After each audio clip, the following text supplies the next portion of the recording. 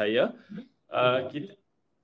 Kita akan membicarakan tentang satu topik yang sebenarnya amat penting untuk kita selaku graduan UiTM, menghayati dan juga memikirkannya supaya insya-Allah ianya akan menjadi sesuatu yang bermanfaat kepada kita. Topik kita ialah graduan kelas pertama dengan NLP.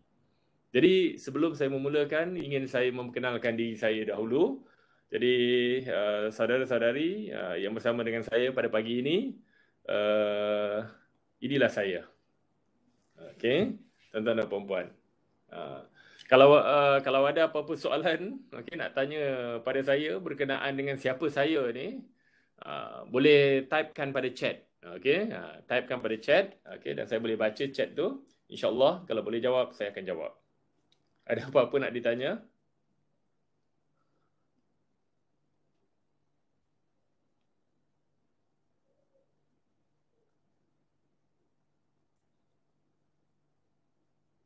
Oh, senyap je. Ke saya je tak boleh baca chat saudara-saudari ni? Can anyone? Okey. Ada rupanya chatnya. Alright. Now, nama saya Yamin bin Kamis. Dan saya bertugas sebagai pensyarah di Fakulti Pengurusan Maklumat. Secara spesifiknya saya bertugas di bawah Jabatan Pengurusan Sistem Maklumat, dan sekini saya bertugas sebagai koordinator untuk IM 245, dan saya sudah berkhidmat dengan UiTM lebih kurang 16 tahun. Lebih kurang 16 tahun lah, kalau kira tahun 2020 ni dah lebih daripada 16 tahun lah bersama dengan UiTM. Dan ini dia, serba sedikit tentang saya. Apa itu NLP, dan bagaimana penglibatan saya dengan NLP. Ini saya di UiTM ini lebih kepada ada yang tanya NLP stand for what. Saya akan explain in detail lepas ni. Cuma untuk NLP saya adalah certified NLP trainer, yang telah pun menjalani latihan selama lebih daripada 40 hari bagi membolehkan kita certified untuk berkongsi lah ilmu NLP ini dengan saudara dan saudari. So itu dia penerangan serba ringkas tentang saya. Now, apa yang kita akan cover dalam topik kita pada pagi ini? Yang pertama sekali kita akan tengok secara ringkas apa itu NLP. Kita akan tengok tentang pengurusan keadaan diri. Kita akan lihat tentang tonggak NLP, andaian NLP, dan apa yang dikatakan minda sedar ataupun minda separa sedar. Kemudian kita juga akan tengok sistem representasi. Dan mungkin saya boleh terus fokus pada nombor 8, iaitu well-formed outcome. Disebabkan masa kita yang tidak panjang dan juga sesi kita ini yang berjalan dengan kaedah ODL ataupun online ini, maka mungkin ada beberapa aplikasi corak NLP di situ yang mungkin saya tak dapat nak laksanakan lah. Sebab biasanya yang ini kita buat bila kita berdepan secara face to face. Tetapi disebabkan ini melalui online, nanti takut nampak pelik pula bila kita buat beberapa pattern tu. Jadi ini dia tuan-tuan dan puan-puan, lebih kurang 7 perkara, 6-7 perkara yang insya-Allah kita akan bersama-sama. So boleh ikut saya setakat ni? Boleh ikut? Boleh. Boleh ke? Boleh. Boleh. Alhamdulillah. Terima kasih. Now, saya balik kepada tajuk kita. Tajuk kita. Graduan kelas pertama. Tuan-tuan dan puan-puan, berapa orang dekat sini yang tahu dan faham apa maksud graduan kelas pertama? Anyone? Boleh typekan di chat. Apa yang anda faham tentang graduan kelas pertama? Saya nak lihat. Dekan. Ada yang tulis dekat situ dekan. Alright, dekan. Wah, semua dekan saja. Bila sebut graduan dekan every sem. Dekan. Alright, atas 3.0, pointer 3.5. Alright. Pointer atas 3.75. Itu dia. CGPA 3.5. Nak grade je. Tuan-tuan dan puan-puan, terima kasih pada yang respon. Betul. Okey, apa yang anda nyatakan itulah ialah memang betul. Graduan kelas pertama, kalau kita lihat dari klasifikasi yang ada dalam peraturan akademik, ialah bila mana pelajar mencatatkan keputusan dengan GPA pada setiap semester, setiap semester, okey, melebihi 3.5. Bila anda dapat GPA, okey, GPA ataupun grade point average, okey, 3.5 and above, every semester, okey, pada setiap semester anda akan mendapat anugerah dekan. Itu yang disebut dekan tu, okey. Ia ialah sebenarnya anugerah dekan.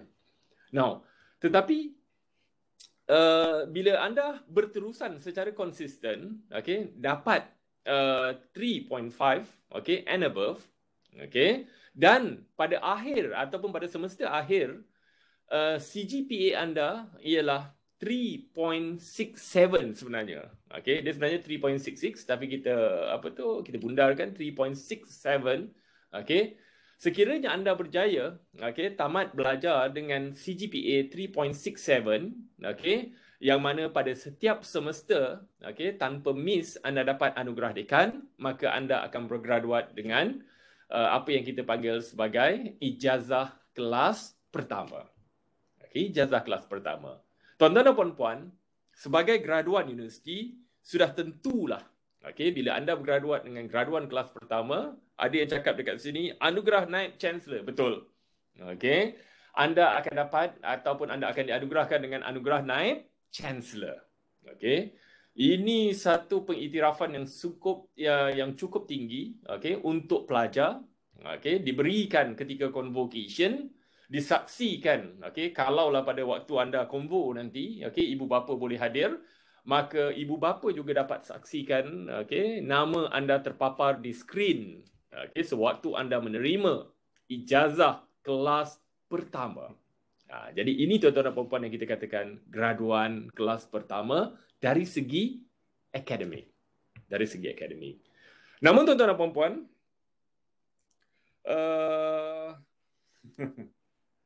sambil-sambil saya baca juga ya. Okay. Sir, senang to score ke this program? Alright. Nah, itu soalan itu ialah sepatutnya ditanya pada diri anda. Okay, senang ke kita nak dapat ataupun kita nak jadi graduan kelas pertama? Okay, saya akan kongsikan dengan anda. Now, apa yang saya nak fokuskan pada hari ini sebenarnya ialah kita bukan setakat nak jadi graduan kelas pertama, hanya bersandarkan semata-mata kepada CGPA kita yang cemerlang, ijazah kelas pertama yang kita perolehi. Apa makna sebenarnya graduan kelas pertama bagi anda? Adakah graduan kelas pertama ini semata-mata bermakna anda ada keputusan yang lebih baik daripada orang lain? Adakah itu saja? Adakah di atas kertas kita nampak hebat? Kita nampak dari segi akademik cukup terkeharapan. Tetapi bagaimana pula di dalam ini? Tuan-tuan dan puan-puan, hari ini saya percaya dan yakin anda sendiri lihat di sekeliling kita, banyak juga pelajar-pelajar, banyak juga lepasan universiti yang walaupun keluar dengan ijazah kelas pertama, tetapi sayang sekali ada setengahnya dari segi mindanya, dari segi emosinya, dari segi rohaninya, dan dari segi adab dan tingkah lakunya tidak menggambarkan mereka sebagai seorang graduan kelas pertama. Maka tuan-tuan dan puan-puan, bila kita katakan graduan kelas pertama, kita nak tuan-tuan dan puan-puan nanti 3 tahun, 4 tahun daripada sekarang, bila anda bergraduasi daripada Fakulti Pengurusan Maklumat, anda bukan sahaja keluar dengan transkrip akademik yang cemerlang, tetapi kita juga hendak anda keluar dengan mempunyai kualiti pribadi yang terkehadapan, mempunyai personality yang mampu menjadi ikutan, mempunyai kualiti kepimpinan yang memperlihatkan bahawa anda benar-benar graduan kelas pertama. Now, itu sebenarnya yang ingin kita lahirkan daripada anda. Alright. Now, kalau every sem, okay, tak dekan. Okay, ni ada soalan juga. Saya sambil ni saya respon juga ya pada anda punya tu. Kalau every sem tak dekan tapi CGPA masih 3.5 and above, still dikira. Kalau anda dapat 3.5, maknanya dekat sini, okay, anda dah dapat, okay, anugerah dekan untuk semester itu. Okay, kalau anda dapat 3.5, tetapi untuk dapat anugerah kelas pertama, ijazah kelas pertama, CGPA finalnya mestilah 3.67. Okay, barulah kita diiktiraf sebagai graduan kelas pertama. Alright. Dia ada dua ya, satu GPA. Okay, GPA ialah untuk setiap semester dan CGPA yang dikumpulkan. Okay, semester 1 campur 2, 1 campur 2 campur 3 dan seterusnya. Alright. Now, mari kita teruskan okay, perbincangan kita okay, pada pagi ini. Tuan-tuan dan puan-puan, kalau boleh sepanjang sesi ini apa yang saya mahukan daripada anda, saya tak nampak anda pun sebenarnya sebab daripada skrin saya ni saya tak boleh nampak wajah anda, saya tak nampak reaksi anda. Okey, dan saya tak tahu juga apa yang anda sedang buat okey di rumah okey pada waktu ini. Adakah anda betul-betul fokus dengar apa yang saya katakan ataupun mungkin okey saya tak tahulah apa yang anda sedang buat. Cuma saya nak minta yang inilah. Okey, untuk sesi ini tuan-tuan dan puan-puan, saya minta kerjasama semua okey pelajar-pelajar yang ada dalam ni untuk tolong berikan fokus yang paling tinggi. Berikan fokus yang paling tinggi untuk ini. Okey. Dan yang kedua, tolonglah dengar dengan hati yang terbuka. Tuan-tuan dan puan-puan, sebab saya percaya dalam kita menuntut ilmu, tidak kira lah okey, sama ada secara face to face ataupun okey online macam ini, adab menuntut ilmu itu sangat penting. Bila kita datang menuntut ilmu dengan guru kita, maka okey, seelok-eloknya kita tumpukan perhatian dan kita dengar dengan hati yang terbuka. Okey, supaya insya-Allah hasilnya nanti okey akan dapat dan ilmu yang kita perolehi itu insya-Allah akan jadi ilmu yang berkat dan bermanfaat. Jadi boleh ya semua? Okey, listen, focus, okey, and stay with me. Boleh semua? Boleh. Alright. Boleh. Terima kasih. Very good. Okay. Berapa orang peserta ni? Sekarang ni dah ada dia dekat sini. Saya tak nampak dekat sini lah. Berapa orang agaknya dah ada ni bersama dengan kita ni? 200. Alhamdulillah. 238. Okay, very good. Now, saya nak mulakan dengan sebab tajuk kita ialah graduan kelas pertama.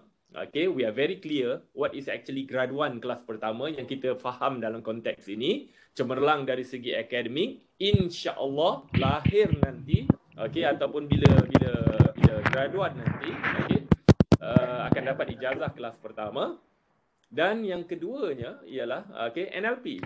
Okay, bagaimana kita nak gunakan satu tool okay, yang dinamakan NLP. Now, apa itu NLP? Now, NLP stand for Neuro Linguistic Programming. Neuro-linguistic programming. Tuan-tuan dan puan-puan, apa itu neuro-linguistic programming? Now, neuro-linguistic programming sebenarnya adalah satu tool. Saya panggil dia sebagai tool. Maknanya, dia sama macam apa-apa apps yang boleh yang membolehkan telefon pintar kita ataupun komputer yang kita gunakan menghasilkan okay, output yang berkualiti. Okay, bila kita ada apps yang canggih, bila kita ada apps yang advance, okay, maka kita boleh buat lebih daripada itu. Contohnya macam hari ini tuan-tuan dan puan-puan. Okay, walaupun kita tak dapat bertemu muka secara, orang kata kita tak dapat bersemuka, tapi disebabkan kita ada apps yang bagus, kita ada peranti yang bagus, maka kita boleh berkomunikasi secara langsung. Okay, sebagai gini. Now, NLP sebenarnya ialah satu tools yang amat berguna untuk otak manusia. Sebenarnya tuan-tuan dan puan-puan, setiap daripada kita dah ada pun apa yang diperlukan untuk jadi graduan kelas pertama. Dalam diri kita, dalam minda kita sebenarnya kita dah ada pun perkara-perkara itu. Soalnya sekarang ialah bagaimana cara kita nak fully utilize what we have in our mind. Okay. Dan inilah di mana peranan NLP kita boleh gunakan, okay, untuk membantu kita mencapai apa yang kita mahu. Alright. Now, NLP terbentuk daripada 3 perkara utama. Neuro, linguistic, programming. Neuro, linguistic, programming. Tuan-tuan dan puan-puan, otak manusia ini, okay, sebenarnya, okay, mempunyai kita panggil network, okay, mempunyai network, okay, ataupun jaringan kepada semua anggota di dalam tubuh kita, okay, kepada tangan kita, kepada kaki kita, kepada hati kita, jantung kita, semuanya, okay, daripada otak. Dan ini disambungkan melalui sistem saraf. Dan tuan-tuan dan puan-puan, manusia mencerap maklumat. Ini dia. Okay? Melalui 5 deria utama. Ini apa yang kita panggil sebagai VACOG. V-A-K-O-G, VACOG. V ialah visual, apa yang kita lihat. Okay? Bagaimana kita membentuk persepsi diri kita ialah berdasarkan apa yang kita lihat. Okay? Kalau hari ini kita lihat, okay, bila kita bertemu dengan orang lain ataupun bila kita bertemu dengan rakan kita tersenyum dengan kita, maka kita pun dapat mesej, kita pun anggap maklumat itu sebagai, okay, bahawa alright, dia berada dalam mood yang baik, kita suka dia. Okay? Itu dia V. Alright? Yang kedua ialah auditory, apa yang kita dengar. Alright? Kita percaya apa yang kita dengar, okay? Kita percaya apa yang kita bunyi-bunyi yang datang, okay, yang masuk melalui sistem auditory kita. Yang ketiga yang paling penting juga ialah kinestetik. Kinestetik ialah berkait dengan soal apa yang kita rasa dalam hati kita. Apa yang kita rasa. Okay, ini dipanggil sebagai kinestetik. Alright. O pula ialah olfactory ataupun bau. Okay. Ada bau-bau yang menenangkan. Alright. Kalau saya cakap dengan anda pagi ini, okay, cuba anda bayangkan, okay, anda sedang menghirup, okay, bauan yang segar. Alright. Kan, bauan-bauan hutan, okay, ataupun bau-bau, okay, rumput yang baru lepas dipotong. Tuan-tuan dan puan-puan, setiap daripada kita pasti boleh, okay, membayangkan, okay, ataupun merasai bau itu. Dan yang terakhir ialah gustatory. Okay, gustatory ialah apa yang kita rasa melalui lidah. Masam, manis, pahit, okay, semuanya. Jadi ini adalah 5 deria utama manusia, okay, yang digunakan oleh kita untuk mencerap maklumat. Okay, kita pun dalam fakulti maklumat. Alright, kita dapat maklumat melalui, okay, dapat maklumat ini melalui VACOG. Dan maklumat ini, tuan-tuan dan puan-puan, okay, akan dihubung terus kepada otak kita, memberi signal otak kita. Itu yang pertama, neuro. Yang kedua, linguistik. Alright, linguistik. Linguistik ini sebenarnya merujuk kepada bahasa lisan dan bukan lisan, verbal and non-verbal. Alright. Setiap diterima melalui deria utama kita yang diterima oleh VACOG itu tadi, visual, auditory, kinesthetic, akan diberi kod. Okey. Akan diberi, akan diatur. Okey, some sort of program. Kita akan programkan dia dan akan diberi makna. Tuan-tuan dan puan-puan, kenapa kita ini jadi macam kita hari ini? Okay, kenapa kita jadi macam kita hari ini? Kalau pagi ini sebagai contohnya, alright, bila kita duduk dalam sesi ini, saya tidak tahu apa yang anda rasa, tapi kalau anda rasa seronok, okay, ia sebenarnya ialah berkait dengan makna yang anda beri kepada apa yang anda sedang lihat, apa yang anda sedang dengar, dan apa yang anda rasakan, okay, berdasarkan apa yang anda lihat ini tadi. Jadi inilah yang menyebabkan kita, okay, akan beremosi, akan bertimbak balas. Bila orang buat kelakar, kita gelak. Alright? Bila orang marah, kita jadi sedih ataupun kita jadi takut, sebagai contoh. Ini berdasarkan kepada the verbal and non-verbal communication. Dan yang terakhir, komponen terakhir dalam NLP, kita panggil dia sebagai programming. Apa benda pula programming? Programming ini ialah urutan atau tata cara struktur di mana maklumat diproses dan dilaksanakan. Tuan-tuan dan puan-puan, Bila saya katakan tadi, NLP adalah satu tool, okay, yang boleh digunakan oleh manusia untuk mencapai apa yang dia mahu. Saya katakan tadi bahawa sebenarnya untuk menjadi graduan kelas pertama, each and every one of us sudah pun mempunyai sumber-sumber yang mencukupi. Kita dah pun ada kekuatan dalam diri kita. Soalnya sekarang ini ialah bagaimana kita nak gunakan apa yang kita ada untuk capai, untuk laksanakan, untuk buat supaya kita betul-betul dapat outcome yang kita mahu.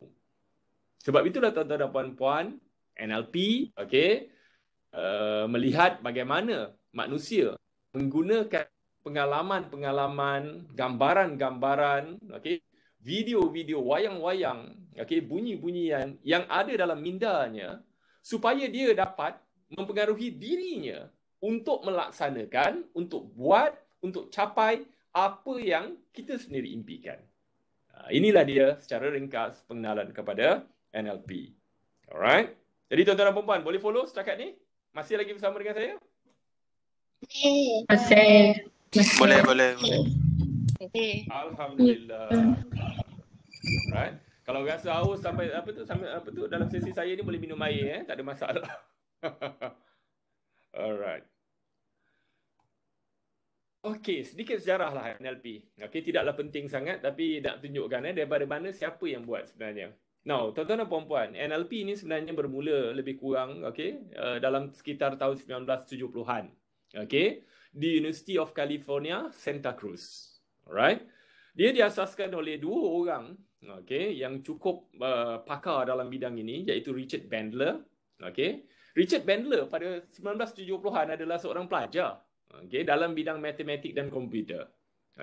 Manakala seorang lagi ialah Dr. John Grinder. Ini profesor dalam bidang linguistik. Ketika Richard Bandler belajar di Santa Cruz tu, John Grinder adalah pensyarah, tetapi dalam bidang linguistik. Now, bagaimana NLP bermula? Richard Bandler ni is a smart student actually. Dia sebenarnya dapat job, dia dapat tugas, dia buat part time untuk transcribe. John Grinder, dia dapat projek, untuk transcribe. Transcribe ni maknanya, dia tengok pattern komunikasi. Bagaimana cara, beberapa orang yang saya senaraikan dekat situ, mereka memodelkan kecemerlangan, ataupun mereka memodelkan bagaimana, alright, bila sebagai contohnya dekat situ, kalau you nampak dekat situ ada satu, nombor 2 tu Dr. Milton Erickson. Ini ialah seorang hipnoterapis, Milton Erickson. Ada orang nak bunuh diri, ada orang nak bunuh diri, alright, maka dia datang jumpa dengan Milton Erickson. Dia kata I want to commit suicide. Dia kata saya nak bunuh diri. Dia kata saya tak mau hidup lagi dah, dia kata. Now, tetapi bila jumpa Milton Erickson, alright, Milton Erickson cakap dengan dia. Milton Erickson cakap dengan dia. Maknanya dia berborak-borak. Milton Erickson berborak-borak dengan orang yang nak bunuh diri. Ajaibnya ialah, bila orang tu keluar saja daripada bilik Milton Erickson, orang tu buat apa yang Milton Erickson cakap. Bukan bunuh diri. Tetapi apa yang suggestion yang diberikan olehnya. Dan akhirnya, tak jadi bunuh diri. Jadi apa yang John Grinder buat pada waktu itu ialah dia transcribe. Dan orang yang diberikan kerja untuk transcribe ni ialah Richard Bandler. Richard Bandler yang transcribe. Maknanya dia yang alihkan daripada rakaman audio kepada penulisan. Jadi pada waktu itulah tuan-tuan dan puan-puan, Richard Bandler dia nampak the way tokoh-tokoh yang ada dalam ni, Virginia Satir, Fritz Perls, Gregory Bateson, Alfred Korzybski, yang ini semua, bila mereka ini bercakap, seolah-olah macam ada satu pattern, ada satu corak. Cara bercakap dia dan apa yang dicakap dia itu sebenarnya boleh mempengaruhi dan boleh program semula minda klien-klien dia. Orang yang bercakap dengan dia tu suddenly, somehow, terpengaruh dengan apa yang diperkatakan dan akhirnya mereka boleh membantu ataupun memperbaiki apa yang mereka nak capai. Jadi bermula daripada situlah Richard Bandler nampak ada certain pattern, ada certain kaedah sebenarnya. Okay? Apabila kita menggunakannya dengan betul, dia akan memberikan kesan yang cukup besar kepada minda manusia. Inilah yang diberi nama kemudiannya. Okay? Apa yang diistilahkan, coin, by Alfred Korzybski sebagai neuro-linguistic programming. Bagaimana bahasa baik secara verbal ataupun non-verbal mampu mempengaruhi minda manusia untuk melakukan ataupun untuk mencapai apa yang mereka mahu. Jadi itu dia, tuan-tuan dan puan-puan, secara ringkas sejarah NLP. Alright. Now, mari kita mulakan dengan pengurusan keadaan diri. Okay. Sebenarnya banyak perkara dalam NLP ini, banyak pattern dan sebagainya, tapi saya fikir melalui sesi ini secara online ini mungkin kita boleh praktiskan few, kita tengok mana yang tu. Now, saya nak mulakan dengan pengurusan keadaan diri, tuan-tuan dan puan-puan. Now, dalam bahasa Inggerisnya kita panggil sebagai state management. Alright, state management. Cuba tanya diri anda, apa keadaan diri yang anda mahukan? Sebagai contoh saya bagi contoh lah. Saya suka bagi contoh macam ni. Now, saya ni manusia biasa, tuan-tuan dan puan-puan. Okay. Sebelum tu anda ni selesa ke saya panggil tuan-tuan dan puan-puan ni? Alright. Takut ramai yang rasa mungkin macam apa tu, kenapalah panggil tu apa? Tuan-tuan dan puan-puan. Now, kalau dalam bahasa komunikasi, istilah tuan-tuan dan puan-puan itu sebenarnya ialah merujuk kepada bahasa aras tinggi, yang kita berikan penghormatan kepada audiens yang mendengar. Walaupun mungkin anda merasakan kita ni kalau panggil saudara-saudari lagi proper sebab muda lagi, tidak. Tuan-tuan dan puan-puan itu tidak ada batas umur. Tuan-tuan dan puan-puan itu adalah bahasa aras tinggi untuk memberi kata ganti kepada audiens yang kita hormati. Jadi harap boleh ya yang tu. Okey, selesa. Bagus. Terima kasih. Alright.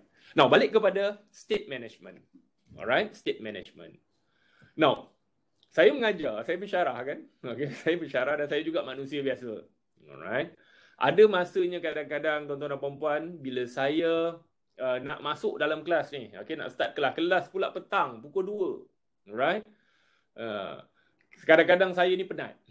Kadang-kadang saya ni penat. Itu kalau kelas pukul 2. Ini kalau kelas yang mula pukul 4, pukul 5, lagilah double penat kadang-kadang. Kadang-kadang kita penat. Kadang-kadang mungkin emosi kita bukan dalam keadaan yang terbaik. Kita fikirkan masalah itu dan ini, kita fikirkan kerja itu dan ini, maka dia bercampur aduk, emosi kita pun terganggu. Kadang-kadang mungkin secara fizikal pun saya memang penat. Memang maknanya memang letih, kita keletihan contohnya, mungkin sakit kepala ke dan sebagainya. Maknanya ada banyak faktor yang boleh mengganggu konsentrasi ataupun keadaan diri saya. Tetapi apa yang selalu saya buat ialah begini. Every time before I entered my class, I will always tell myself, Yamin, alright, doesn't matter what happened today, alright, I'm always telling myself, saya katakan kepada diri saya sendiri bahawa engkau mesti kekal fokus, ceria, bertenaga. Ini saya cakap pada diri saya. Fokus bermakna ialah saya fokus apa yang saya nak ajar. Saya kuasai konten yang saya nak cakap. Alright, saya make sure I always speak within the scope given. Alright. Ceria itu karakter saya. Saya suka keadaan yang ceria. Saya suka kalau orang bercakap dengan orang pun bergembira. Alright, tapi bukanlah maknanya bergelak 24 jam, tidak. Tetapi maknanya kita sentiasa dalam mood yang positif. Ceria itu positif. Alright, dan yang ketiga, bertenaga. Saya nak pastikan walaupun saya lemah, walaupun saya mungkin tak berapa sihat ke dan sebagainya, tapi bila masuk kelas saja, saya mesti tunjukkan bahawa saya lah orang yang paling bertenaga dalam kelas. Jadi tuan-tuan dan puan-puan, amazingnya bila saya mempraktikkan apa yang kita panggil sebagai state management, the moment I entered the class, walau apa pun masalah yang kita ada di dalam kepala kita, di luar itu, automatically, saya jadi orang yang lebih fokus, ceria, bertenaga. Ini dia tuan-tuan dan puan-puan, bila kita memberitahu signal yang betul kepada minda kita, apa yang kita nak, maka kita akan jadi apa yang kita mahu. Kita mulakan dengan apa yang kita panggil sebagai state management. Jadi tuan-tuan dan puan-puan, bila kita buat kerja contohnya, bila saya dalam kelas mengajar contohnya, okey, tak nampak pun ataupun apa tu, hilang semua sakit-sakit, hilang semua mengantuk tu. Alright? Jadi ini yang sebenarnya kita katakan sebagai pengurusan keadaan diri. Now, saya nak biasanya yang bila pengurusan keadaan diri ni kita kena buat, okey. Jadi saya cubalah. Alright. Cuma saya tak tahu bagaimana latar anda. Okey, sebaik-baiknya kalau kita nak buat state management ini, biarlah kita berada dalam keadaan diri yang paling tenang, maknanya background kita di rumah itu, ataupun maknanya anda betul-betul dapat dengar suara saya, okey, anda betul-betul fokus tanpa gangguan, maka insya-Allah kita boleh buat. Alright? Tapi saya demokan sedikit. Bagi sesiapa yang berada dalam keadaan yang kondusif, bolehlah. Okey, boleh inilah ya. Okey, boleh buat apa yang saya katakan ni. Alright? Nah, tuan-tuan dan puan-puan, pertama sekali, okey, untuk state management, saya nak semua orang relax. Kalau anda sedang berdiri, saya minta anda untuk duduk. Duduk, relax, relax, relax. Pastikan tuan-tuan dan puan-puan, anda hanya mendengar suara saya sahaja. Saya mahu anda berada dalam keadaan diri yang paling rileks, yang paling tenang. Kalau boleh, saya minta anda untuk tutup mata anda sementara anda mendengar suara saya sahaja. Tarik nafas, lepas nafas, relax. Tuan-tuan dan puan-puan, pada pagi ini,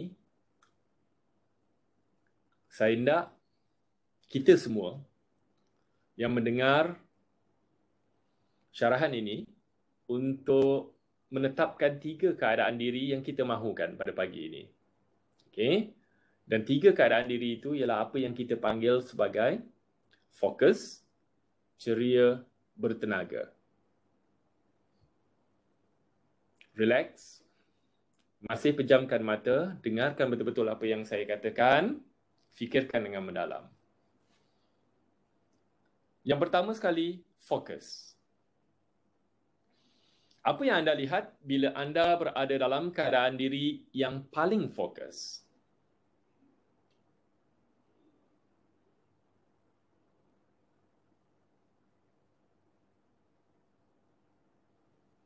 Bagaimana pula cara orang lain melihat anda bila anda berada dalam keadaan diri yang paling fokus?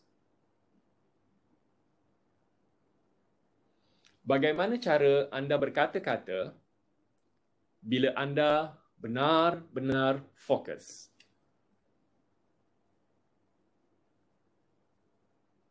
Apa pula yang diberkatakan oleh orang lain bila mereka mendengar anda sedang berkata-kata dalam keadaan yang paling fokus? Apa yang anda rasakan bila anda benar-benar fokus? Yang kedua, ceria. Apa yang anda lihat bila anda berada dalam keadaan diri yang paling ceria?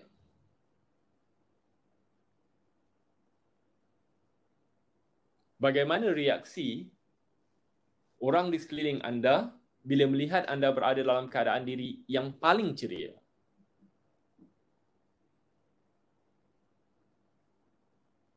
Bagaimana cara anda berkata-kata bila anda berada dalam keadaan diri yang paling ceria?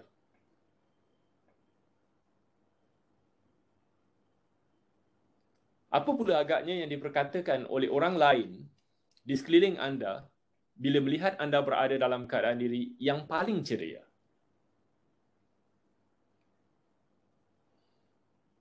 Apa yang anda rasakan bila anda benar-benar ceria?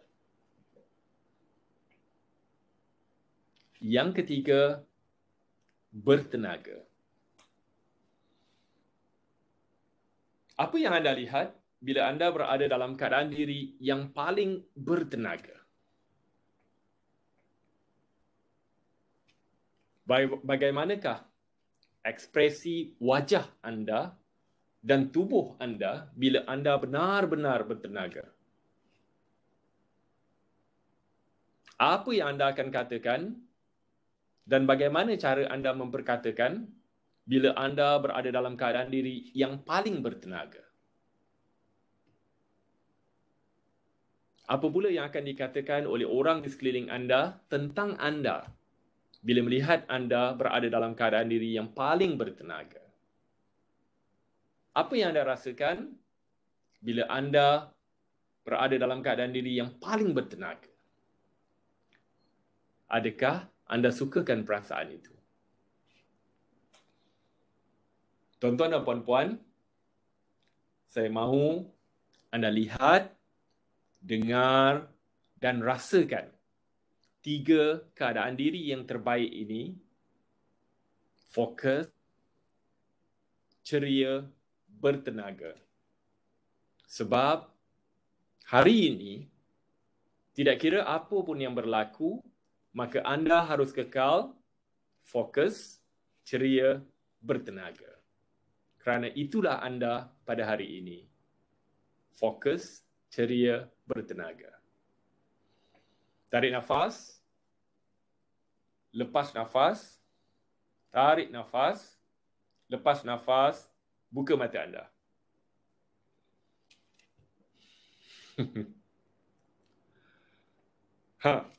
Macam mana rasanya? Saya tak tahu, okay, sebab saya pun tak pernah buat benda ni secara online. This is the first time saya buat secara online. Okay. I'm a whole new person. Alright. Tuan-tuan dan puan-puan, very good. Oh, rasa bertenaga, segar. Alhamdulillah. Alright. Rasanya seperti menjadi Iron Man. Aduh. Very good, very good. Okay, terima kasih. Now, tuan-tuan dan puan-puan, bagi yang telah pun buat sebagaimana yang saya minta tadi, saya minta anda pejam mata, saya minta anda relax, okay? Dan saya minta anda fikirkan apa yang saya katakan tadi. Tuan-tuan dan puan-puan, okay? Apa sebenarnya yang kita sedang lakukan? Alright? Sebenarnya, apa yang kita sedang lakukan ada 3A di dalamnya. Yang ini saya nak kongsikan dengan anda. Alright? Ada 3A dalam apa yang kita baru saja buat tadi. Alright? Ini ialah apa yang kita panggil sebagai access, amplify, anchor. Alright? Access, amplify, anchor. Now, A yang pertama, access. Now, bila kita kata access ialah kita kenal pasti keadaan diri yang kita mahu. Okay? Kita access, okay, the state that we want. Maknanya keadaan diri yang kita mahu. Cuma tadi disebabkan saya tak tanya tuan-tuan dan perempuan, saya yang terus tetapkan, okay, fokus, ceria, bertenaga. Tetapi untuk kita secara individu, bila kita seorang-seorang, kita tetapkan, kita kenal pasti apa keadaan diri yang kita mahu. Okay, hari ini sebagai contohnya, okay, kalau kita tahu hari ini kita nak belajar secara online, yang mana kalau kita tengok dari segi environment, kita bukan berada dalam kelas, dalam actual physical class. Alright? So, sangat mencabar. So, bagaimana kita nak kekal fokus bila kita go through online punya lecture? Okay, maka kita tetapkan, okay, aku mesti fokus, aku mesti fokus. Itu yang pertama. A yang pertama, access. Alright? A yang kedua ialah apa yang kita sebut sebagai amplify. Alright? Amplify. Tuan-tuan dan puan-puan, kalau perasan, untuk setiap, okay, 3 keadaan diri itu tadi, saya banyak tanya soalan-soalan yang berkait dengan apa yang anda lihat, apa yang anda dengar, dan apa yang anda rasa. Dan setiap soalan yang saya beri kepada anda, sebenarnya, saya tak tahu pun apa makna yang anda berikan, okay, bila anda berada dalam keadaan yang paling ceria. Saya tak tahu. Okay? Apa yang anda nampak, apa yang anda dengar, dan apa yang anda rasa, saya tak tahu. Tetapi anda lah, okay, yang memberi makna kepada fokus, ceria, okay, dan bertenaga. Anda sebenarnya yang membina gambaran minda, Okey, yang memainkan semula wayang-wayang dalam minda anda berdasarkan apa yang anda lihat, apa yang anda pernah dengar, apa yang anda pernah rasa. Dan inilah tuan-tuan dan puan-puan sebenarnya yang kita katakan kita amplify. Kita memperbesar-besarkan image-image yang positif, image-image yang bertenaga, image-image yang ceria. Kita yang memperbesar-besarkan. Okey, kita memberi gambaran yang cukup besar. Alright. Tuan-tuan dan puan-puan, power tak power otak kita ni. Otak kita ni sangat power sebenarnya. Because kita boleh simpan semua benda dalam otak kita. Alright. Kalau kita ingat hari ni, okay, yang paling power ialah SSD ke, okay kan maknanya kita punya memory card ke yang paling power. Tak. Sebenarnya otak kita yang paling power. Alright. Now, dalam otak kita ini, kalau saya boleh bahagikan otak kita ini, okay, ibaratnya kertas A4, okey, ibaratnya kertas A4. Okey, bayangkan, okey, kalau di tangan anda ni ada kertas A4. Okey. Kita sebenarnya yang menetapkan. Okey, dalam otak kita ni kita nak memperbesarkan ruangan yang mana. Okey, kalau kita lipat kertas A4 kita itu katakanlah kepada dua bahagian. Daripada dua bahagian lipat lagi kepada dua bahagian, lipat lagi kepada dua bahagian. Bila kita buka kertas A4, dia akan jadi 4 bahagian. Dia akan jadi 8 bahagian kat dalam tu. Kita yang menetapkan, kita nak memperbesarkan image yang mana di dalam tu. Kalau hari ni kita nak memperbesarkan malas, kalau hari ni kita nak membesarkan, okey, santai dan tak ceria, okey. Kalau hari ni kita nak memperbesarkan, okey, tak fokus, maka itulah kita hari ini. Tetapi tuan-tuan dan puan-puan, kalau kita ajar minda kita untuk memperbesarkan state-state yang kita sendiri tetapkan, yang kita mahukan, maka itulah okay, yang akan membentuk diri kita. Now, A yang ketiga ialah apa yang kita sebut sebagai anchor. Anchor. Tuan-tuan dan puan-puan, anchor ini maksud dia, kita sauh. Okay, anchor ni ialah sauh. Maknanya kita pasakkan sedalam-dalamnya dalam minda kita, dalam hati kita, okay, keadaan diri yang kita mahu. Alright? Sebab itulah tuan-tuan dan puan-puan, sebaiknya sebenarnya kalau nak anchor ni, bila minda kita dah katakan bahawa aku fokus, aku ceria, aku bertenaga, sebaik-baiknya kita kena bercakap. Kita kena luahkan melalui verbal. Okay? Kita kena beritahu kepada seluruh tubuh kita bahawa inilah aku pada hari ini. Alright? Sebab itulah saya suka cakap, okay, kalau kita buat state management ni, saya akan katakan macam ini.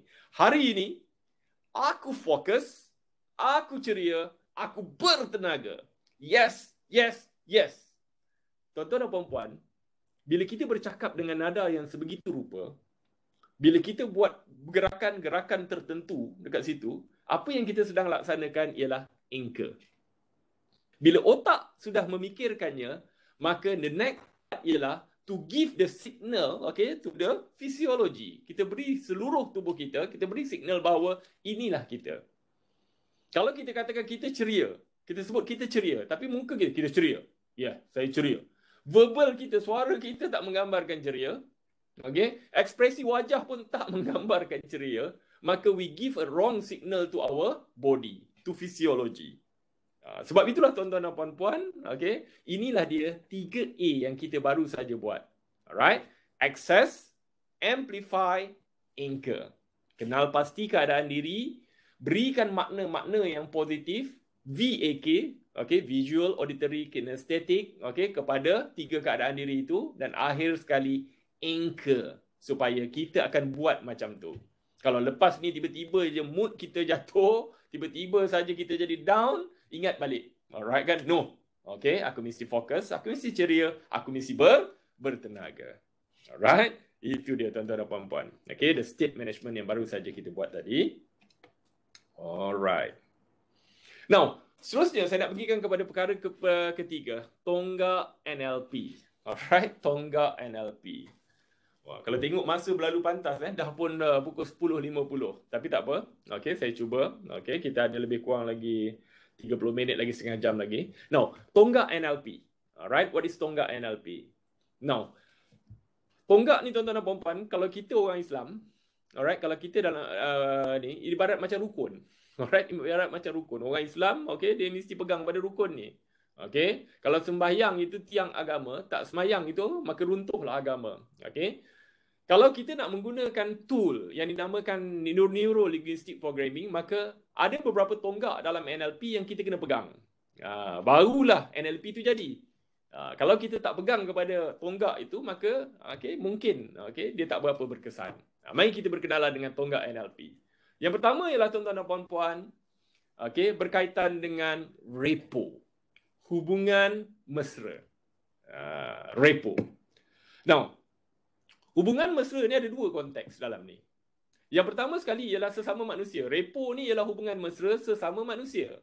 Bila kita jumpa orang yang kita tak kenal, pertama kali kita tak pernah jumpa pun dia, so bagaimana reaksi kita dengan dia? Adakah kita nak berikan gambaran yang mesra? Kalau normalnya orang bersalam, kalau sekarang ni tak boleh bersalam pun, orang makin tumbuk gini je. Alright kan? Ataupun, yang tak boleh bersalam, kita buat macam ni. Adakah kita senyum dengan dia? Apa yang kita cakapkan kepada dia? Kita tak cakap benda yang pelik-pelik pada orang yang kita baru jumpa, kan? Alright, kita cakap benda yang baik-baik. Repo. Now, the moment kita jumpa dengan individu lain, dengan orang lain, dengan keadaan diri yang baik, dengan repo yang cukup baik, maka sudah tentu tuan-tuan dan puan-puan, kita akan dapat apa yang kita mahu. Alright, kalau kita nak minta tolong, kalau kita perlukan perkhidmatan oleh seseorang dan sebagainya, bila kita gunakan bahasa yang betul. Alright? Pelajar contohnya, bila nak minta tolong dengan pensyarah contohnya, kan bagaimana cara dia berbahasa? Adakah bila dia WhatsApp pelajar pensyarah tu dia mulakan dengan assalamualaikum ataupun tidak? Alright? Adakah kalau dia WhatsApp itu pada waktu yang mungkin tak sesuai, malam contohnya, adakah dia mulakan dengan minta maaf tuan, minta maaf puan, minta maaf doktor, mengganggu? Adakah dia tulis macam tu ataupun dia terus saja? So bila nak kena hantar, contohnya lah, kan? Ini berkait tentang hubungan mesra. Tetapi konteks kedua yang saya nak sentuh tentang repo ini, yang saya kira sebenarnya amat-amat penting ialah repo dengan diri sendiri. Alright, repo dengan diri sendiri. Saya nak tanya kepada anda, berapa orang daripada kalangan anda ni betul-betul nak jadi graduan kelas pertama?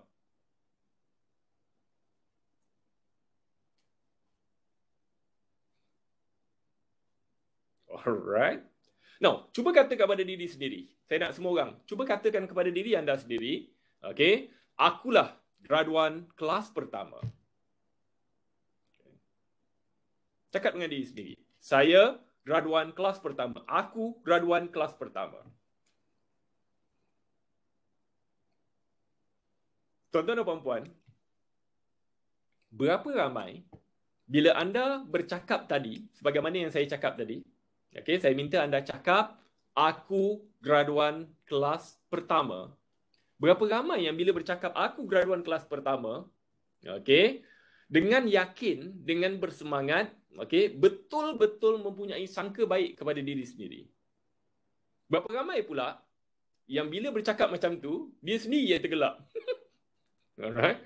Takkanlah aku boleh jadi graduan kelas pertama. Kan diploma pun, masa diploma dulu pun cukup-cukup makan aja CGPA aku. Berapa orang yang macam meragui kemampuan dia, atau keupayaan dia untuk menjadi graduan kelas pertama. Tuan-tuan dan puan-puan, kalau anda sendiri meragui apa yang anda katakan pada diri anda, maka sebenarnya anda belum mempunyai repo yang cukup baik dengan diri anda. Bila kita nak memulakan hubungan mesra, kita kena yang pertama sekali bersangka baik. Itu yang paling penting, bersangka baik. Kalau kita katakan bahawa aku graduan kelas pertama, itu adalah doa. Itu doa. Itu ialah apa yang kita mahu, itu ialah matlamat akhir kita berada di sini. Maknanya kita nak keluar bukan jadi graduan yang biasa-biasa, kita nak jadi graduan kelas pertama. Bukan setakat cemerlang dari segi akademik, tetapi juga seimbang dari segi sahsiah dan kepribadian kita.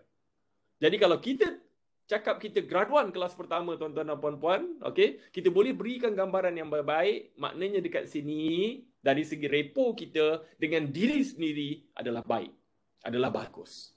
Maka ini yang kita kena lihat. NLP mementingkan hubungan mesra. Baik di antara individu dengan individu yang lain, apatah lagi dengan diri sendiri. So, begin with a good repo to yourself. Yang kedua, ini masih lagi dalam repo. Mari sama-sama cuba kita sebutkan. Every day, in every way, I am better and better. One more time. Cuba kita sebutkan pada diri kita. Every day, in every way, I am better and better. Tuan-tuan dan puan-puan, kita sebutkan benda yang baik, betul tak? Di ibarat doa. Okey.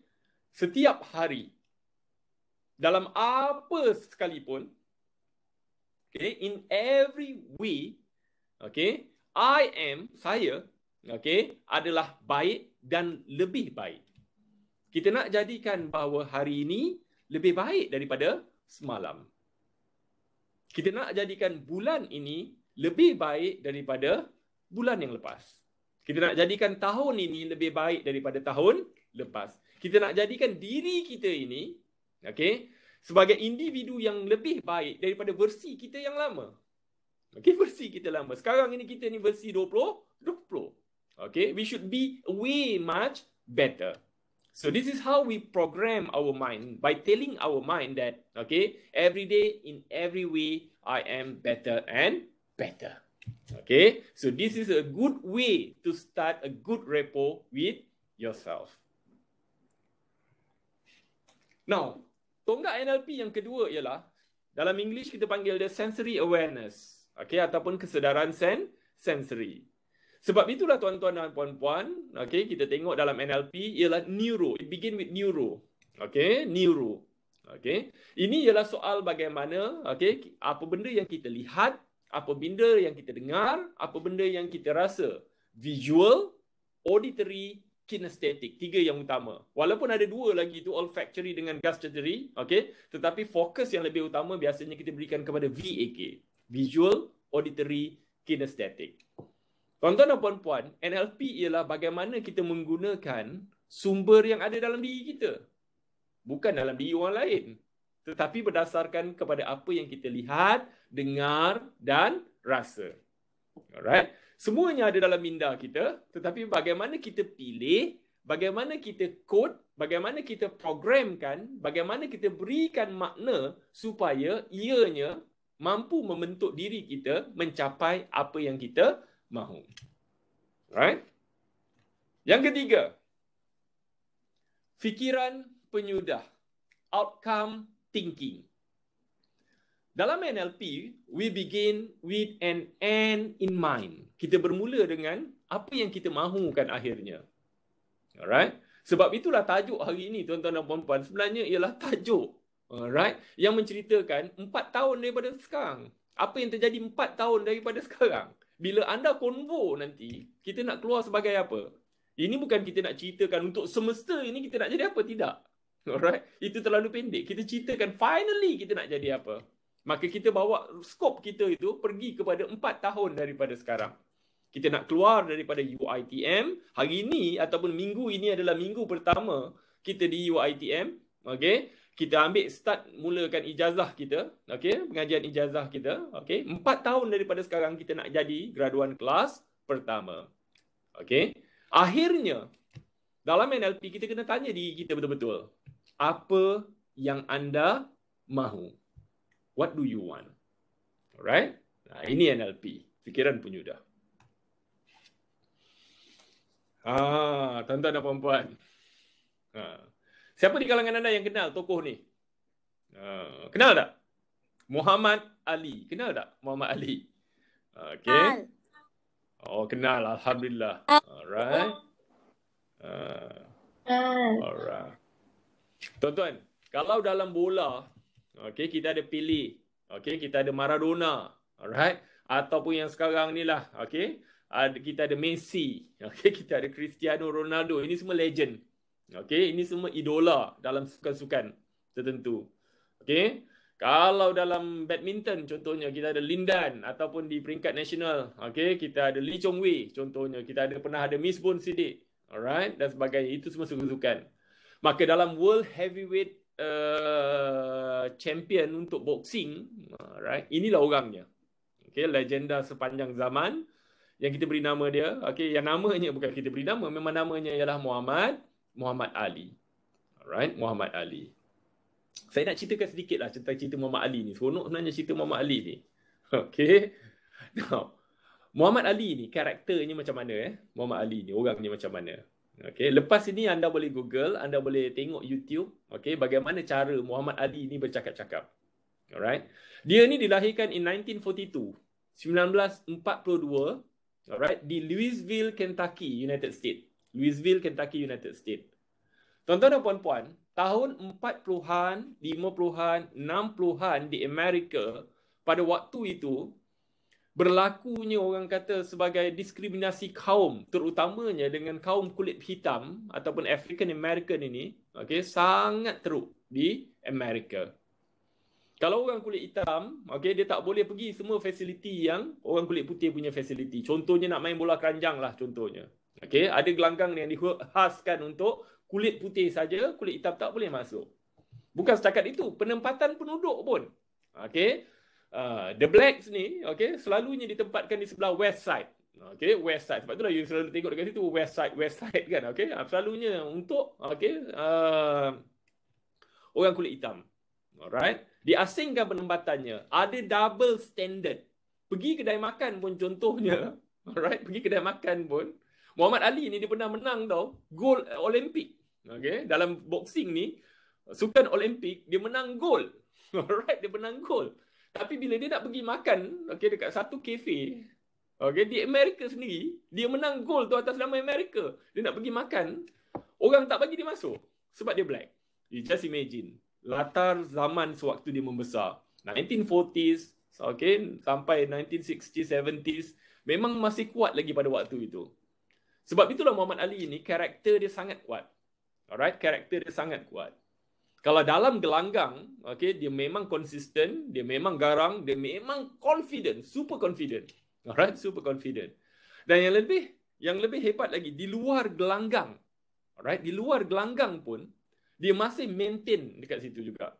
Dia ni orang yang berprinsip, dia ni orang yang kata yang kuat mempertahankan, okay, agama dia.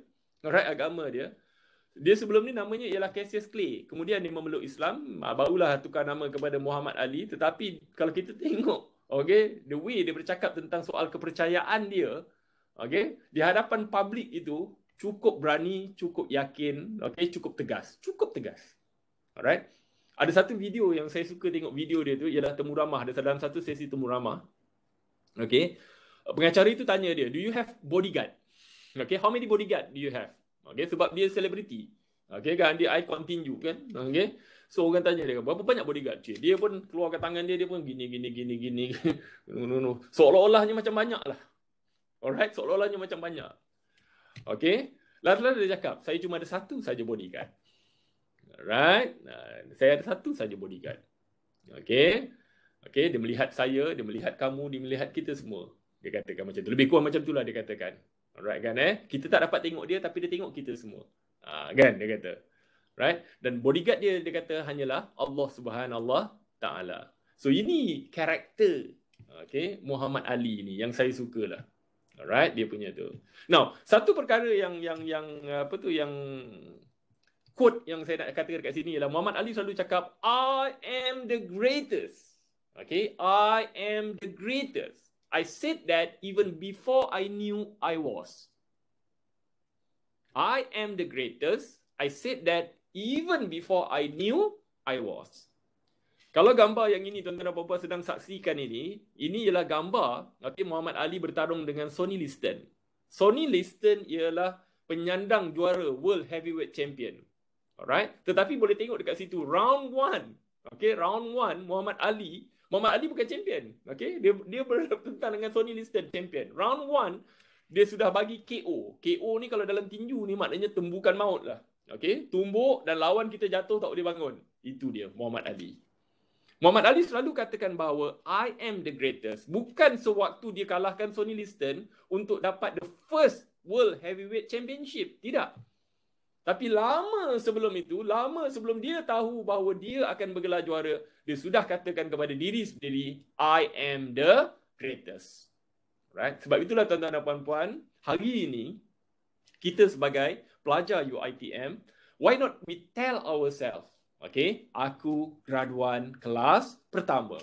Walaupun kita tak tahu sama ada kita akan jadi ataupun tidak graduan kelas pertama.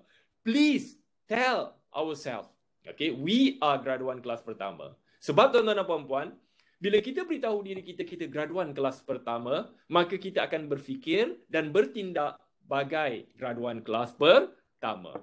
Macam Muhammad Ali bila dia katakan I am the greatest, maka dia berfikir, okay, dia berlatih, okay, dan dia berlawan macam the greatest, yang terbaik.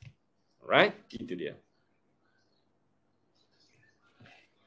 Okey, itu dia tadi. Kita tengok tonggak-tonggak NLP. Alright, kalau boleh saya bagi quick recap sikit. Okey, tonggak-tonggak NLP. 3 tonggak NLP yang saya fokuskan. Okey. Repo, hubungan mesra. Alright. Sensory awareness, VAK, VAKOG. Alright. Dan yang ketiga, outcome thinking. Alright. In the end, kita nak jadi apa? Okay. Now, sekarang kita teruskan dengan andaian NLP. Andaian NLP. Andaian NLP ni apa pula? Alright, andaian NLP. Dalam bahasa Inggeris kita panggil dia sebagai presupposition. Alright. Andaian NLP ni ialah andaian. Bila kita nak buat NLP, kita mengandaikan bahawa manusia begini, begini dan begini. Mari kita tengok apa yang diandaikan. Ini dia yang pertama, tuan-tuan dan puan-puan. We have enough resources to succeed. We have enough resources to succeed. Sebab itulah tadi bila awal-awal tadi ada yang bertanya tadi dalam chat tadi. Dia kata, senang ke nak score program ini? Ingat tak tadi soalan tu tadi? Okay kan? Is it possible for each and every one of us become the first graduate student? Bolehkah kita semua jadi graduan kelas pertama? Jawapannya tuan-tuan dan puan-puan, kalau tidak boleh, anda tidak berada di sini. Kalau tidak boleh, anda tidak akan terpilih, anda tidak akan ditakdirkan untuk sambung belajar di Fakulti Pengurusan Maklumat dalam bidang anda ini sekarang. Anda takkan ambil ijazah sekarang. Jangan tengok apa yang orang lain ada, tapi kita mulakan dengan kesyukuran yang amat tinggi kepada Yang Maha Esa, kerana sebenarnya setiap daripada kita dah ada lebih daripada cukup sumber yang mencukupi untuk berjaya. Cuba tengok graduan-graduan kelas pertama UiTM sebelum-sebelum ini. Okey, ada tak? Adakah semua yang datang itu, semua yang datang tu, graduan tu semua tu, mukanya macam Mark Zuckerberg? Tidak. Alright, sama aja macam kita juga. Adakah semuanya yang dekat situ tu, maknanya dia pergi tuition, untuk setiap subjek tu dia ada tuition pula dekat luar orang lain? Tidak. Sama aja macam kita. Dia pun, kalau di fakulti kita, dia pun akan jumpa lecturer yang sama, dia pun akan go through kelas yang sama, dia akan belajar benda yang sama. Soalnya di sini tuan-tuan dan puan-puan ialah bagaimana kita nak menggunakan sumber yang ada dalam diri kita ini untuk capai apa yang kita mahu. We have more than enough. Alright. Yang kedua, yang ini saya suka. Saya suka nak cerita dengan anda. Peta bukan kawasan. Ataupun istilahnya, the map is not the territory. The map is not the territory. Ataupun dalam contoh lain, kita boleh katakan juga, alright, the menu is not the meal. The menu is not the meal. Right? Anda mungkin tak berapa familiar dengan peta kerja kahwin. Ini peta kerja kahwin. Kalau biasa orang nak kahwin, kalau zaman dahulu lah.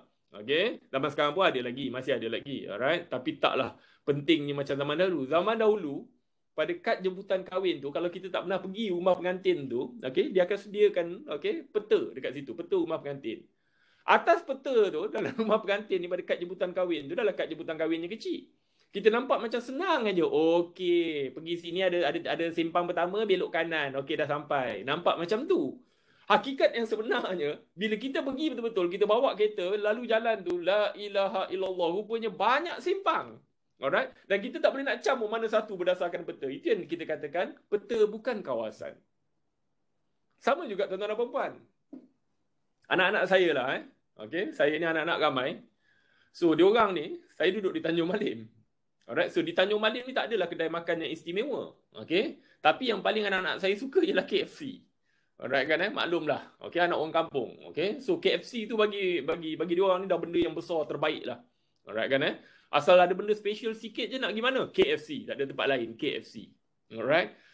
Now, bila saya pergi KFC, saya tengok menu. Kan pergi dekat kaunter tu nak order tu, bila kita tengok menunya tu, wow, nampak ayam dia tu, saya nak katakan macam mana kalau dia tunjukkan ayam tu, dia punya kulit ayam tu, okey, seolah-olah begitu nampak begitu rangup.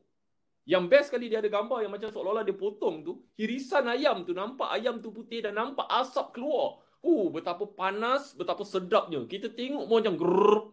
Okey, sedap sangat kan Tapi tuan-tuan dan puan-puan, bila kita dapat the actual meal, bila dia deliver the actual meal yang kita dapat tu, bila kita tengok la ilaha illallah, langsung tak macam dalam gambar dalam menu tu.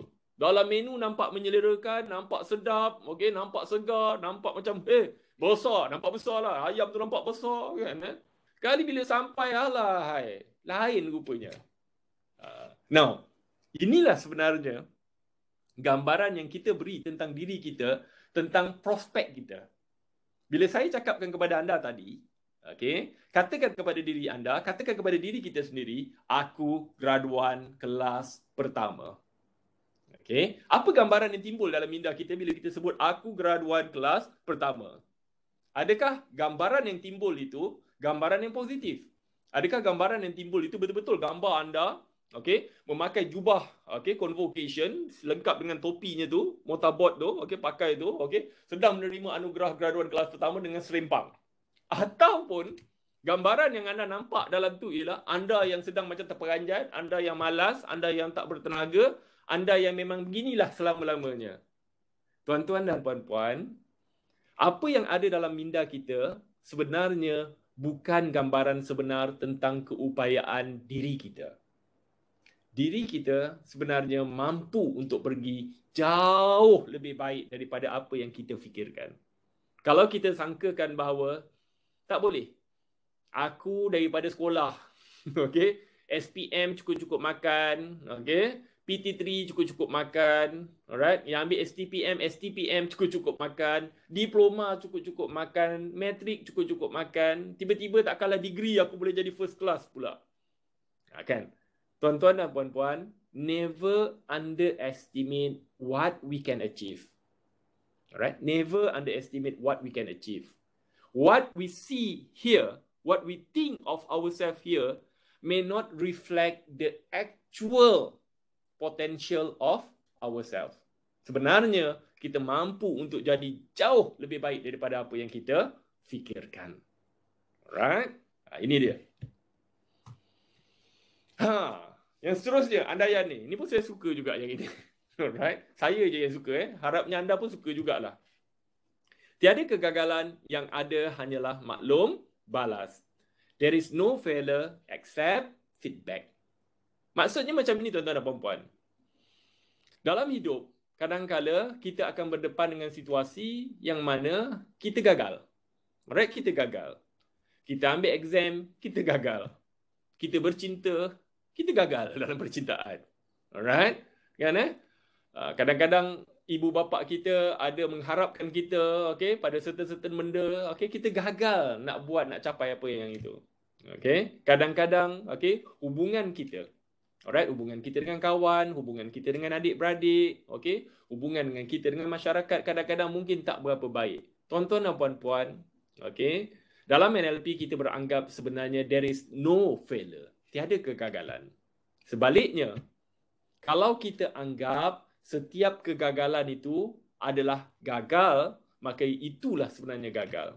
Tetapi kalau kita ambil setiap kegagalan itu sebagai feedback, sebagai maklum balas, untuk kita memperbaiki diri kita, untuk kita melangkah ke hadapan dengan lebih baik, maka itulah sebenarnya yang kita katakan there is no failure except feedback. Tuan-tuan dan puan-puan, dalam hidup ni, kalau kita tak pernah gagal, kita tak akan hargai erti sebuah kejayaan. Kalau kita tidak pernah merasa pahit, maka kita tak faham betapa nikmatnya kemanisan. Kalau kita tak pernah sakit, bagaimana untuk kita menghargai betul-betul nikmat kesihatan yang Allah berikan kepada kita. Sebab itulah tuan-tuan dan puan-puan dalam NLP, we believe there is no failure. There is no total failure. That is actually an important lesson in our life so that we can do better, okay, in the future. All these are valuable feedback to us to improve ourselves, right? Itu dia. Sekali lagi, saya quote Muhammad Ali ni, tuan-tuan dan puan-puan. Muhammad Ali punya quote. Now, Muhammad Ali ni, dia punya idola namanya ialah Malcolm X. Kalau anda baca sejarah Amerika, okay, Malcolm X ni ialah tokoh kulit hitam yang memperjuangkan, okay, hak untuk bangsa kulit hitam di Amerika. So Muhammad Ali ni sangat-sangat suka, okay, dengan Malcolm X. So kata-kata ini, quote ini sebenarnya datang daripada Malcolm X, tapi Muhammad Ali kerap kali gunakannya. Dia suka quotekan kata-kata ini. Saya pun suka, okay, kata-kata ini. Dia katakan macam ini, tuan-tuan dan puan-puan. If my mind can conceive it and my heart can believe it, then I can achieve it. I repeat again. If my mind can conceive it and my heart can believe it, then I can achieve it. Alright, then I can achieve it. Maksudnya dekat sini macam mana, tuan-tuan dan puan-puan? Kalau otak kita boleh memikirkan, okay, boleh membayangkan, boleh merancangkan, nampak matlamat kita, graduan kelas pertama, dan hati kita percaya dengan apa yang otak kita katakan. Hati kita kata, yes, insya-Allah, okay, dengan izin Tuhan, okay, aku boleh jadi graduan kelas pertama, dan maka, okay, sebenarnya kita mampu capai. Okay, kita mampu capai. Ini balik kepada tadi yang saya katakan tadi, okay, we have enough resources to succeed. Kita ada peluang, kita ada ruang, kita ada masa. But of course, semua ini ada cabaran. Di kelilingnya ada cabaran. Tetapi soalnya sekarang ialah bagaimana kita nak melihat setiap cabaran itu, setiap masalah itu, atau setiap kegagalan itu. Adakah ia akan menjadi penguat untuk kita melangkah ke hadapan, atau ia akan menjadi penarik untuk kita kekal berada di belakang. So, please think of this. If my mind can conceive it, and my heart can believe it, then I can achieve it. Alright. Tuan-tuan dan puan-puan, ada banyak sebenarnya nak share dengan anda, tapi nampaknya macam masa tak berapa panjang. Alright. Saya nak cerita pasal minda sedar, minda separa sedar, tapi mungkin tak sempat. Alright. Conscious and subconscious mind, tak apalah. Okay. Yang ini juga, saya nak fokus pada well-formed outcome saja. Okay. Saya terus jam, izinkan saya ya. Saya pergi. Laju sedikit. Alright. Well-formed outcome. Alright. Well-formed outcome. Tuan-tuan dan puan-puan, cuba tanya diri anda. Tanya diri anda. Jawab soalan ini. Mengapa anda berada di sini? Mengapa sekarang anda memilih atau anda terpilih untuk jadi pelajar mengambil ijazah sarjana muda di Fakulti Pengurusan Maklumat? Cuba fikirkan betul-betul. Okay. Kalau anda fikirkan bahawa anda berada di sini, katakanlah jawapan anda ialah, okay, sebab ibu bapa saya yang suruh. Cuba fikirkan kembali. Kenapa agaknya ibu bapa kita suruh? Adakah semata-mata kerana itu sahaja kita sebabnya berada di sini? Dan setelah anda dapat jawapannya, cuba fikirkan sekali lagi. Maka sesudah, okay, anda dapat jawapannya itu, alright, maka the next is what? Alright? Tuan-tuan dan puan-puan, jangan berhenti hanya dengan soalan ini sahaja, mengapa anda berada di sini. Jangan berpuas hati hanya dengan satu jawapan sahaja. Cuba tanya kepada diri anda sendiri berkali-kali. Cuba korek sedalam-dalamnya the actual reason why you are here. Adakah benar anda berada di sini hanya semata-mata disebabkan keadaan? Okey, normal. Lepas sekolah mesti sambung belajar. Ataupun normal. Dalam adik-beradik saya semuanya sambung belajar. Ataupun dalam saudara mara saya mesti ada yang kena belajar. Jadi maka saya pun follow.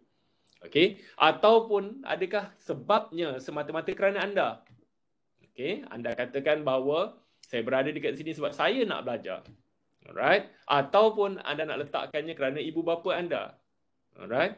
Akhirnya tuan-tuan dan puan-puan, korek tanya sedalam-dalamnya, tanya seikhlas hatinya, untuk apa anda berada di sini? Untuk apa anda perlu belajar bersungguh-sungguh? Untuk apa anda perlu jadi graduan kelas pertama? Selepas jadi graduan kelas pertama, maka apa pula selepas itu? Nak dapat kerja yang baik, nak dapat jawatan yang besar, nak dapat gaji yang besar, maka selepas itu apa pula? Okey, tanya dan terus tanya tuan-tuan dan puan-puan. Gali dan terus gali tuan-tuan. Fikirkan sedalam-dalamnya the actual reason why you are here. Sebab yang akhirnya nanti saya yakin dan pasti setiap daripada kita pasti menemui the ultimate why. The big why. Kenapa anda berada di sini? Saya tidak tahu your big why, what is your big why. Tetapi kalau kita fikirkan, kita tanya berulang kali, kita korek sedalam-dalamnya, kenapa dalam kehidupan kita ini, dalam hidup kita yang singkat ini, kenapa kita perlu ambil peluang ini dengan serius? Kenapa kita perlu ambil peluang ini dengan bersungguh-sungguh? Kenapa kita kena gunakan masa ini untuk diisi dengan perkara yang betul-betul bermanfaat? Untuk apa akhirnya semua ini? Adakah untuk semata-mata untuk diri kita? Adakah semata-mata untuk ibu bapa kita? Adakah semata-mata untuk keluarga yang bakal kita bina suatu hari nanti? Adakah untuk anak cucu kita ataupun di mana akhirnya nanti kita akan berakhir? Ask yourself, reflect diri anda, why you are here. Dan gunakanlah the reason why you are here ini supaya anda dapat membina kekuatan, supaya anda dapat memperbetulkan arah dan tujuan anda berada di Universiti Teknologi MARA ini.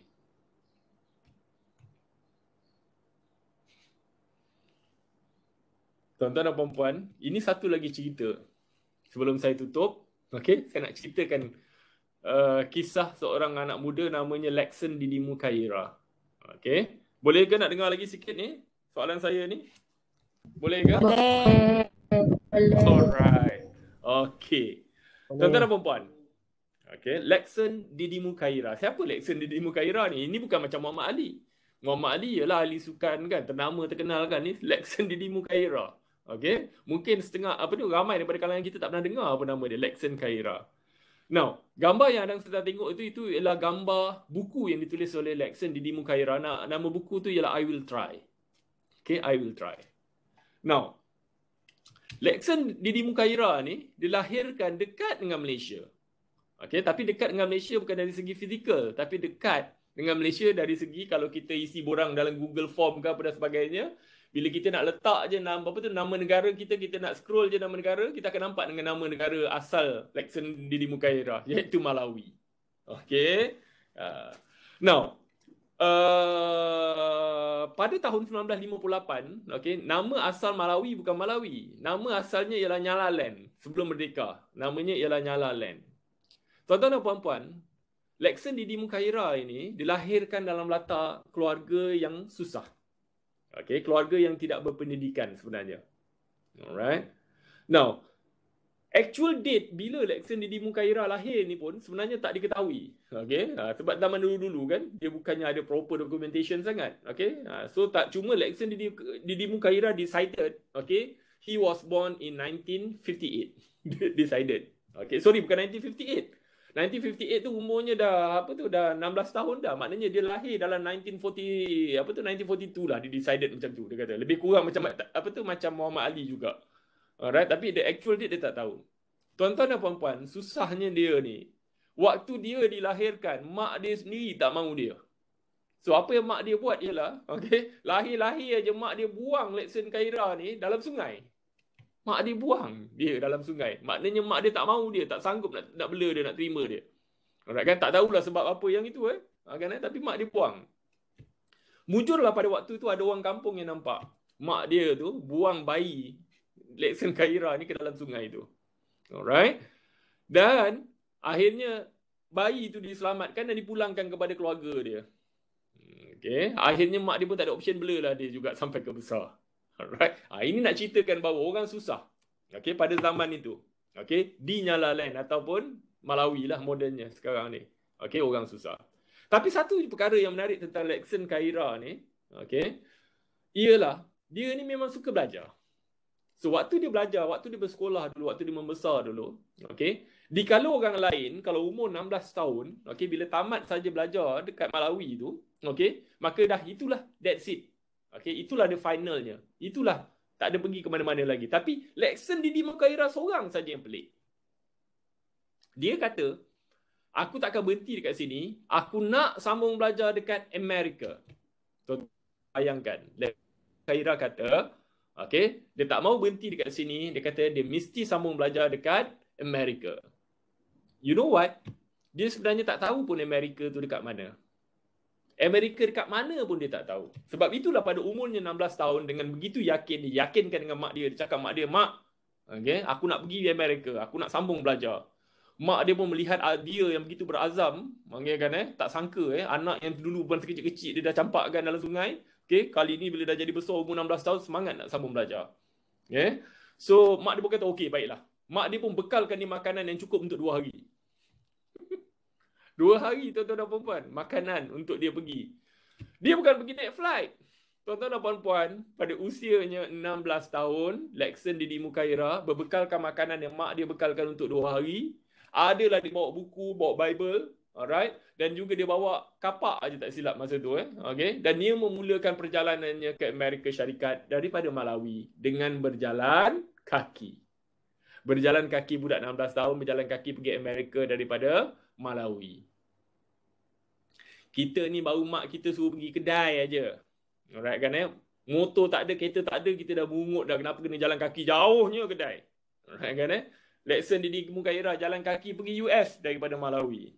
Tuan-tuan dan puan-puan, mak dia pun tak tahu dekat mana Amerika. Mak dia sangka kan 2 hari jalan sampailah anak dia kat Amerika. Rupanya, tuan-tuan dan puan-puan, yalah, Amerika is in a different continent. Benua yang lain daripada benua Afrika ni. Benua lain, terpisah dengan lautan.